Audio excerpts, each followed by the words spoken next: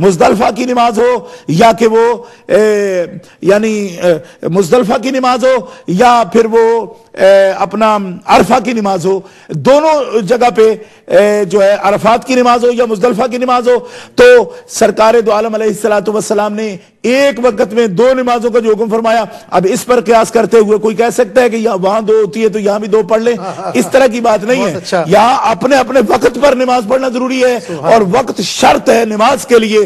हाँ, सूरतन जमा हो सकती है कि एक आखिरी वक्त में पढ़ी जा रही है, दूसरी पहले में, लेकिन एक वक्त में दो पढ़ने का इजाजत नहीं है। बहुत इस तरह के क़यासात करने से बहुत अच्छा, मसाइल बड़े खतरनाक हो जाएंगे। हज़रत बहुत खूब बहुत खूब बहुत खूब हज़रत क़िबला शाह साहब ने शानदार तरीके से वजाहत फरमाई और इंतहाई शानदार तरीके से हज़रत क़िबला शाह साहब ने वजाहत फरमा दी है।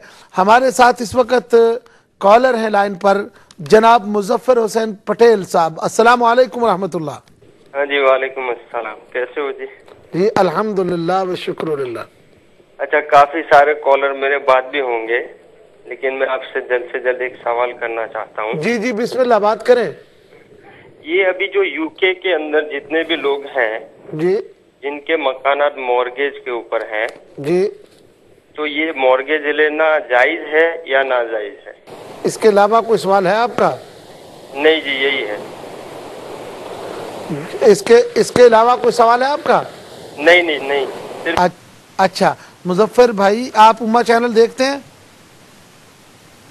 हेलो, लगता है ये चले गए हैं। मुअज़्ज़ज़ नादरीन, आप आज हमारा ये योर क्वेश्चन आंसर का शानदार प्रोग्राम, जिसे अल्हम्दुलिल्लाह सुम्मा अल्हम्दुलिल्लाह मैं आप नादरीन की खिदमत में ये गुजारिश करूं कि मैं और क़िबला शाह साहब आज सुबह से अल्हम्दुलिल्लाह पहले हम ब्लैकपूल की सरजमीन पर गए और ब्लैकपूल जहां आप सैर करने के लिए जाते हैं, हम अपने आका सल्लल्लाहु अलैहि वसल्लम की शान अक़दस में नारे बुलंद करने के लिए वहां गए और वहां पर हिस्ट्री का यानी तारीख का सबसे पहला जुलूस ब्लैकपूल की सरजमीन पर आप आज अल्हम्दुलिल्लाह निकाला गया और अल्लाह के फजल व एहसान से और हुजूर नबी रहमत सल्लल्लाहु अलैहि व आलिहि व अस्हाबिहि व बारिक व सल्लमा की रहमत के तसद्दुक से शानदार जुलूस वहाँ पर हमने पेश किया। नादरीन मोहतरम, हमारी गुफ्तगू ये जारी व सारी है और आप लोग हमारे साथ शामिल हैं। हमारे महर अदीब साहब ने नॉर्वे से जो फ़ोन किया था, उनका जवाब शानदार तरीके से दिया और ये तमाम जहान के लोगों के लिए, यानी ये सिर्फ नॉर्वे वालों के लिए नहीं है। अगर कोई इंग्लैंड में हो, अगर कोई इंग्लैंड में हो तो भी, और अगर कोई फ्रांस में हो तो भी, अगर कोई बेल्जियम में हो तो भी, अगर कोई यूनान में हो तो भी, यानी किसी मुल्क में किसी शहर में अगर हो, अगर कोई शख्स कहे कि मैं बड़ा हूं या मेरे हजारों फॉलोवर हो गए हैं, तो वो बंदा अगर कोई इस तरह की गैर शरई हुक्म दे तो उसका भी ये हक नहीं है और ना ही जायज़ है। तो इस वक्त हमारे साथ कॉलर भी हैं, मैं चाहता हूं कि अपने कॉलर से बात करें। मन्नान राजा साहब पीटरबरो से हैं, उन्हें खुशामदीद कहते हैं। जी बिस्मिल्लाह। जी साहब, सबसे पहले तो मैं शाह साहब ने भी बहुत अच्छा जवाब दिया। जो ख़वातीन के हवाले से इकट्ठा होने की बात हो रही थी और ख़ास तौर पे काबा के हवाले से भी, और इसके जो असरात अगर इस तरह मिक्स अप हो तो हो सकते हैं, उसकी एक मिसाल जो वो चर्च के सामने है कि उसका भी यही शुरू में आहिस्ता आहिस्ता मिलना शुरू, और आज जो उसका रिजल्ट है वो सबके सामने है। तो मेरे दो छोटे से सवाल हैं। एक तो ये कि कुछ दिन पहले भी मैंने सवाल किया था, शायद टाइम नहीं था, उसका जवाब नहीं मिल सका। हजरत इदरीस अलैहिस्सलाम के बारे में कुरान करीम ने रफ़ा का जिक्र किया, तो इस पे जरा रोशनी डाल के कुरान करीम और हदीस की रोशनी में और अक्ली दलाइल इसके क्या है। एक जहाँ तक मैं समझता हूँ सुन्नत वल जमात का ये हजरत इदरीस अलैहिस्सलाम भी आसमान पर हैं, और अगर वो हैं तो उसके दलाइल और क्या वापिस आएंगे ईसा अलैहिस्सलाम की तरफ।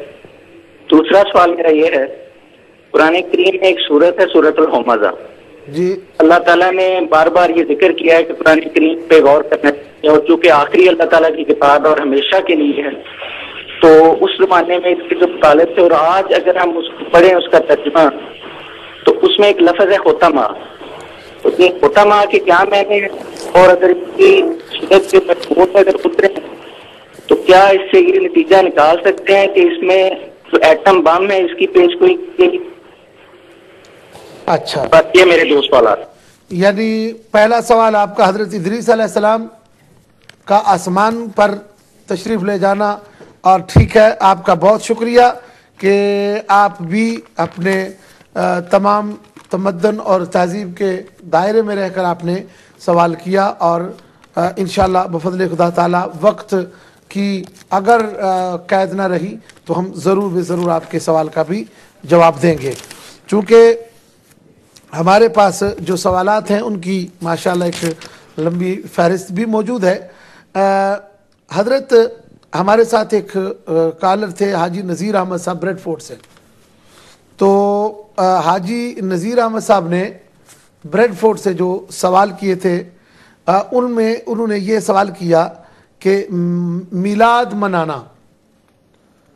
جی، حاجی نذیر احمد صاحب تھے بریڈ فورٹ سے جناب. انہوں نے سوال کیا کہ میلاد منانا جو ہے اس کی کیا حیثیت ہے، جب کہ ایک فرقہ جو ہے وہ اسے روکتا ہے اور وہ کہتا ہے کہ یہ نعوذ باللہ بدعت ہے، اور اس فرقے کے جو علماء ہیں وہ زور دے کر لوگوں کو کہتے ہیں کہ کبھی بھی میلاد نہ کرو، اور میلاد کرنا ثواب نہیں، یہ گناہ کا کام ہے، نعوذ باللہ من ذالک.